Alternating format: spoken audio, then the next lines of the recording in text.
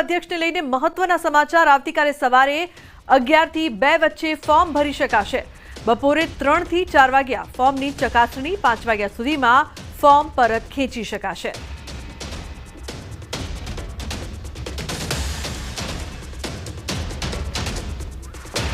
મહત્વપૂર્ણ 4 ઓક્ટોબરે મતદાન અને મતગણતરી। 224 મતદારો મતદાન કરશે। તો 2 દિવસમાં ગુજરાતને મળશે નવા પ્રદેશ પ્રમુખ। મહત્વપૂર્ણ સમાચાર। ગુજરાત ભાજપ અધ્યક્ષને લઈને મહત્વના સમાચાર સામે આવી રહ્યા છે। આવતીકાલે સવારે 11 થી 2 વચ્ચે ફોર્મ ભરી શકાશે।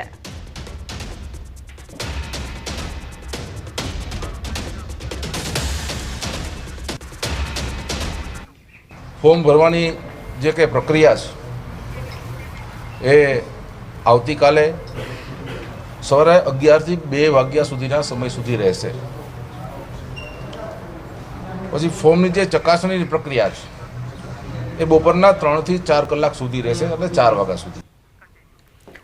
4 ઓક્ટોબરે મતદાન અને મતગણતરી। 224 મતદારો મતદાન કરશે। સવારે 10 થી 11 વાગે મતદાન પ્રક્રિયા। 4 ઓક્ટોબરે 11 વાગ્યાથી મતગણતરી હાથ ધરાશે। 2 દિવસમાં ગુજરાતને મળશે નવા પ્રદેશ પ્રમુખ। બીજી તરફ કમલમમાં નવા પ્રમુખની ચૂંટણીની તૈયારીઓ। કાર્યક્રમ માટે મંડપ બાંધવાના કર્યા શરૂ। પ્રક્રિયા છે એટલે ચૂંટણી થાય તો મતદાન પ્રક્રિયા છે એ પ્રક્રિયા સવારે 10 થી 11 કલાક સુધી અહીંયા પ્રદેશ કાર્યાલય કમલમ ખાતે રહેશે।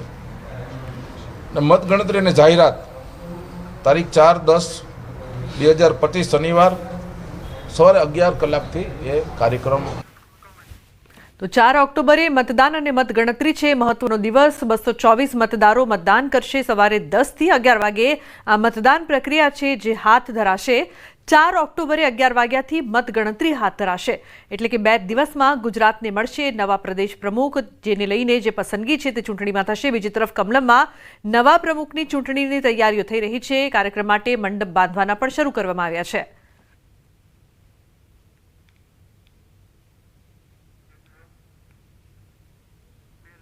તો 224 મતદારો મતદાન કરશે।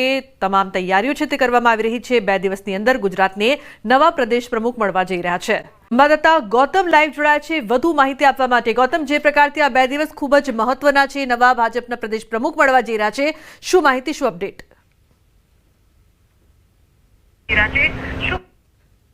બિલકુલ, પ્રદેશ પ્રમુખના નામ અંતર્ગતની જે કાઉન્ટડાઉન જે છે તેની શરૂઆત થઈ ચૂકી છે।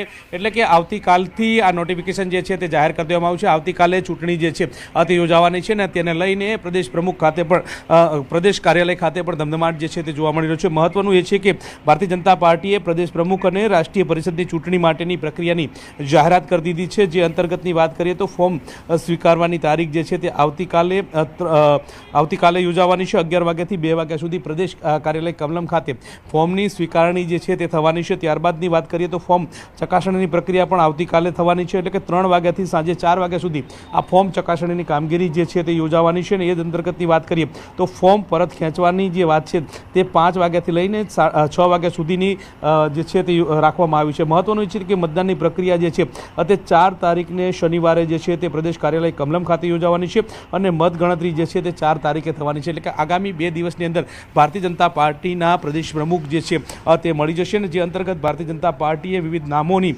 જાહેરાત જે છે તે પણ કરવામાં આવી છે। જે અંતર્ગતની વાત કરીએ તો 200થી પણ વધારે નામો જે છે તે મતદાન પ્રક્રિયાની અંદર જોડાવાના છે। જેમાં લોકસભાના જે સંસદ સભ્યો જે છે તેમાંથી 10% પ્રમાણેના નામો જે છે તેની જાહેરાત કરવામાં છે। કેન્દ્રીય ગૃહમંત્રી અમિત શાહ જે છે તે પણ તેમાં મતદાન પ્રક્રિયા કરવાના છે। CR પાટીલનો પણ સમાવેશ કરવામાં આવી રહ્યો છે। એ જ અંતર્ગતની વાત કરીએ તો મનસુખ માંડવિયા જે કેન્દ્રીય મંત્રી જે છે તે પણ મતદાન પ્રક્રિયાની અંદર સામેલ થવાના છે। ને નીમુબેન બામણિયા જે છે તે પણ આ મતદાન પ્રક્રિયાની અંદર સામેલ થવાના છે। મહત્વનું એ છે કે 200 જેટલા લોકોનો સમાવેશ જે છે તે કરવામાં આવી રહ્યો છે। અત્યારે હાલ તમે જોઈ રહ્યા છો કે કમલમ ખાતે જે મતદાર યાદી જે છે તે પણ લગાવી દેવામાં આવી છે। અને આ પ્રકારના નામો જે છે તે કરી દેવામાં આવે છે।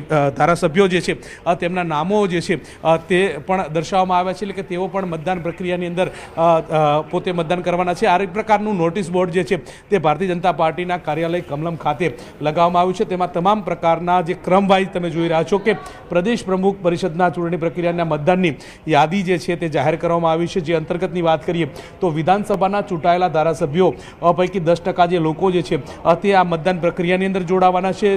પ્રદેશ પરિષદના પ્રતિનિધિ તરીકે પણ વિવિધ નામો જે છે તેનો પણ સમાવેશ કરવામાં આવ્યો છે. મહત્વનું એ છે કે પ્રદેશ પ્રમુખ કોણ તે અંતર્ગત સૌ કોઈની નજર જે છે તે મંડરાયેલી છે. ત્યારે તે અંતર્ગતની વાત કરીએ તો અત્યાર સુધીમાં સૌરાષ્ટ્રને પ્રભુત્વ મળતું આવ્યું છે. એટલે કે સૌરાષ્ટ્રની અંદર થી 6 જેટલા પ્રદેશ પ્રમુખો ભારતીય જનતા પાર્ટીને મળી ચૂક્યા છે. અને ત્યારબાદની વાત કરીએ તો ઉત્તર ગુજરાતમાં અત્યાર સુધી કોઈ એવો ચહેરો નથી કે જે પ્રદેશ પ્રમુખ બન્યું હોય. એ જ રીતે મધ્ય ગુજરાતની પણ વાત કરીએ તો તેમાંથી પણ કોઈ પણ વ્યક્તિ પ્રદેશ પ્રમુખ બન્યો હોય તે પ્રકારની વાત નથી. જ્યારે દક્ષિણ ગુજરાતની વાત કરીએ તો વર્તમાન પ્રદેશ પ્રમુખ જે છે તે દક્ષિણ ગુજરાતમાંથી આવે છે. અને દક્ષિણ ગુજરાતને વર્ષો પછી પ્રતિનિધિત્વ મળ્યું હોય તે પ્રકારની વાત છે. કારણ કે અગાઉ જે છે તે એક જે છે તે દક્ષિણ ગુજરાતમાંથી પ્રદેશ પ્રમુખ તરીકે મળ્યા હતા. અને ત્યારબાદ હવે આગામી દિવસોની અંદર પ્રદેશ પ્રમુખ કોણ તે અંતર્ગતની જે ચર્ચાઓ જે છે તે ચાલી રહી છે. જો મધ્ય ગુજરાતની વાત કરીએ તો મધ્ય ગુજરાતની અંદર હાલ તો 2 નામોની ચર્ચા જે છે તે પૂરજોશની અંદર ચાલી રહી છે. એટલે કે મધ્ય ગુજરાતના 2 નામોની અંતર્ગતની વાત કરીએ તો તેમાં દેવસિંહ ચૌહાણ જે છે તેમનું નામ મોખરે ચાલી રહ્યું છે. એ જ રીતે અર્જુનસિંહ ચૌહાણ જે પૂર્વ કેબિનેટ મંત્રી તરીકે પણ રહી ચૂક્યા છે અને તેમનું નામ પણ ચર્ચાઈ રહ્યું હોય તે પ્રકારના સમાચાર પ્રાપ્ત થઈ રહ્યા છે. તેમનું નામ પણ હોટ ફેવરિટ તરીકે મધ્ય ગુજરાતમાંથી ચાલી રહ્યું છે. તેમને આ પ્રતિનિધિત્વ મળે તો નવાઈ નહીં, કારણ કે તેઓ જિલ્લા પ્રમુખની જવાબદારી પણ નિભાવી ચૂક્યા છે, કેબિનેટ મંત્રી પણ રહી ચૂક્યા છે અને RSS સાથે સીધું જે છે તે સંપર્કમાં રહેતા હોય છે. એટલે તેમનું ચાન્સ લાગી શકે તો નવાઈ નહીં. તેમના નામની પણ ચર્ચા ચાલી રહી છે. એ જ રીતે વાત કરીએ તો ઉત્તર ગુજરાતની અંદર 3 નામોની ચર્ચા જે છે તે હાલ મોખરે ચાલી રહી છે. વર્તમાન ચેરમેન બનેલા બનાસ ડેરીના અને ગુજરાત વિધાનસભાના અધ્યક્ષ તરીકેનું જે સુકાન સંભાળી રહ્યા છે શંકર ચૌધરી, તેમના નામની પણ ચર્ચા ચાલી રહી છે. એટલે કે ભારતીય જનતા પાર્ટી તેમને પણ મેદાને ઉતારી શકે તો નવાઈ નથી. બનાસકાંઠાથી તેઓ આવે છે, એટલે કે ઉત્તર ગુજરાતનો મજબૂત ચહેરો જે છે અને OBC સમુદાયમાંથી આવે છે, તેમના નામની પણ ચર્ચા ચાલી રહી છે. એ જ અંતર્ગતની વાત કરીએ તો બીજું નામ જે છે તે જગદીશ વિશ્વકર્માનું નામ ચર્ચાઈ રહ્યું છે. તેઓ અમદાવાદ જે મહાનગરપાલિકા જે છે તેમના 6 વર્ષ દરમિયાનની ટર્મમાં. બિલકુલ આભાર સમગ્ર માહિતી બદલ. તો સંભવિત નામોને લઈને પણ ચર્ચા છે. 2 દિવસમાં ખબર પડશે કે કોનું નામ છે કે જેના પર મોહર લાગે છે.